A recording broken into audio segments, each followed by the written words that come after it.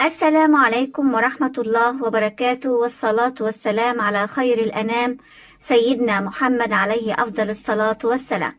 أهلا بكم في حلقة جديدة. حلقة اليوم خاصة بطلبة وطالبات الصف الخامس الابتدائي. هشرح معاكم مادة اللغة العربية المنهج الجديد الترم الثاني. هناخد تعبير كتابي بعنوان كتابة تغيير حدث بقصة قصيرة. صلوا صلوا صلوا على رسول الله، صلوا صلوا صلوا على رسول الله.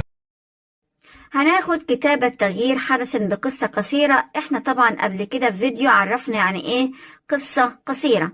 قصة قصيرة هي شكل من اشكال الكتابة الادبية النثرية، يعني بتكتب قصة بشكل نثري، يعني مش باللغة العربية زي موضوع التعبير كده.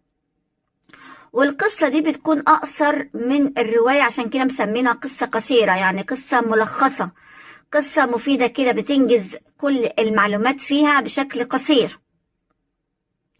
القصة القصيرة بتهدف إلى تقديم حدث ضمن مدة زمنية قصيرة، وكمان بيكون الزمن بتاعها قليل قوي، والمكان بيكون مكان واحد بس اللي بيحصل فيه هذه القصة، مكان محدود، عشان نقدر نعبر عن موقف أو جانب من جوانب الحياة. وكمان من عناصر القصة القصيرة الحدث، ان انت لازم تحدد زمن معين وحدث معين للقصة دي، ومن الممكن تغيير الحدث او الحبكة، فينتج عن ذلك تغيير في نهاية القصة احيانا. تذكر أن القصة القصيرة هي شكل من أشكال الكتابة الأدبية النثرية، وهي أقصر من الرواية، وتهدف إلى تقديم حدث ضمن مدة زمنية قصيرة ومكان محدود، لتعبر عن موقف أو جانب من جوانب الحياة. تعالوا نشوف مع بعض كده عناصر القصة القصيرة بعد تغيير الحدث. أول حاجة العنوان، لازم تكون وانت بتكتب العنوان يكون معبر وجذاب ومختصر ويشجع القارئ على قراءة القصة. بعد كده المكان والزمان دول بيكونوا هما الحاجة اللي موجودة واللي دارت فيها أحداث القصة. الشخصيات مثلا هتلاقي ماجد المعلم الأب. أما المدخل فهو المدخل ده عبارة عن أول سطر في بداية القصة، ولازم يكون أول سطر ده فيه تشويق، يجب أن تكون مشوقة عشان اللي بيقرأ يكمل قراية. أما الحدث ونقطة التحول هي النقطة التي يمكن من خلالها تغيير أحداث القصة، تقدر تغير أحداث القصة، ويكون ذلك من خلال جملة أو عبارة للمؤلف يغير فيها محتوى القصة خالص. بعد كده آخر حاجة النهاية، وهي الخاتمة بتاعت القصة، وتكون نتيجة الأحداث والحبكة، وقد تتغير بتغير الأحداث. تذكر أن عناصر القصة القصيرة بعد تغيير الحدث: 1. العنوان. 2. المكان والزمان. 3. الشخصيات. 4. المدخل. 5. الحدث أو نقطة التحول. 6. النهاية. تعالوا نلمهم كده. عند تغيير حدث بقصة قصيرة يجب مراعاة ايه؟ ان انت تلتزم بالمكان والزمان والشخصيات اللي كانت موجودة في القصة القديمة، والمدخل والحبكة والنهاية. وكمان لازم تلتزم بالتسلسل الأحداث في القصة، وكمان لازم توضع جملة بتشكل نقطة التحول من القصة القديمة للقصة الجديدة. وآخر حاجة لازم تغير مسار القصة التالي لنقطة التحول، والذي قد تتغير معه نهاية القصة. ما تيجي بقى تعمل تغيير في القصة لازم تعمل تحول، نقطة تحول. تعالوا نطبق بمثال. النشاط رقم أ بيقول لك اقرأ النموذجين الآتيين ثم أجب عن الأسئلة. هنجيب لك الأول القصة الأصلية وبعد كده نتكلم عن نفس القصة بس بعد ما نغير أحداثها. القصة الأصلية يحكى أن هناك أرنبا يعيش في غابة، وفي يوم خرجت السلحفاة فرآها الأرنب واتفقا معا على سباق. حين بدأ السباق سبقها الأرنب كثيرا. بعد كده نظر خلفه فوجد السلحفاة بعيدة جدا، فقال لنفسه أنا هجلس كي أستريح قليلا. وفي أثناء ذلك نام الأرنب، وعندما استيقظ وجدها قد سبقته وتحتفل بهذا النصر الكبير. تعالوا نشوف نفس القصة بس بعد ما نغير الخاتمة أو النهاية بتاعتها. القصة بعد التغيير هنقرأ نفس الكلام اهو. بص زي ما انت شايف، يحكى أن هناك أرنبا يعيش في الغابة، دي كانت موجودة في القصة القديمة. وفي يوم خرجت السلحفاة فرآها الأرنب واتفقا معا على سباق. شايفين بقى الجملة اللي مكتوبة باللون الأزرق دي بقى بنسميها نقطة التحول في أحداث القصة. هي دي الجملة اللي من خلالها بيحصل نقطة تحول لأحداث القصة القديمة للقصة الجديدة، بشرط أن تختار هي طريقة السباق. وحين بدأ السباق سبقها هو كثيرا. وفجأة وجد بحيرة فتوقف عن الجري، فهو لا يستطيع السباحة. الأرنب ما بيعرفش يسبح. وحينها جاءت السلحفاة ونزلت إلى المياه وأكملت طريقها حتى وصلت لخط النهاية واحتفلت بهذا النصر الكبير. يبقى الفرق ما بين القصتين إن القصة اللي فوق الأرنب نام بعد ما كان بيستريح، نام والسلحفاة سبقته. أما في القصة التانية إن الأرنب معرفش ينزل البحيرة عشان ما بيعرفش يعوم، لكن السلحفاة قدرت تسبح ووصلت لخط النهاية. تعالوا نجاوب على الأسئلة تحت.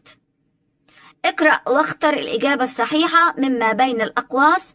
في القصتين هنختار تغيرت ولا لم تتغير الشخصيات. طبعا الشخصيات ما تغيرتش، يبقى نختار لم تتغير الشخصية. رقم 2، في النموذج الثاني تم إضافة جملة تمثل نقطة تحول في الأحداث. هي جملة اللي أنا قلت لكم عليها باللون الأزرق، هي جملة التحول بشرط أن تختار هي طريق السباق. رقم 3، تغيرت أحداث القصة الثانية عن القصة الأصلية بظهور نقط بحيرة ولا شجرة في الطريق. لا طبعا اتغيرت أحداث القصة الثانية عن الأولى بظهور بحيرة. 4، فازت السلحفاة بالسباق بفضل حظها الجيد ولا قدرتها على السباحة؟ لا طبعا هي فازت علشان قدرتها على السباحة، دي في القصة الثانية.